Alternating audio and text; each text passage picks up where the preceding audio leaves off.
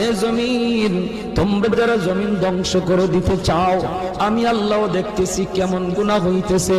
যেই মানুষ আমি আল্লাহ এত আদর করে বানাইলাম, আসমান আল্লাহ বানাইছেন কুন ফায়াকুন বইলা, ফেরেশতা আল্লাহ বানাইছেন কুন ফায়াকুন বইলা, জমিন আল্লাহ বানাইছেন কুন ফায়াকুন বইলা, কিন্তু আমারে আপনারে আল্লাহ পাক কুন ফায়াকুন বইলা বানায় নাই।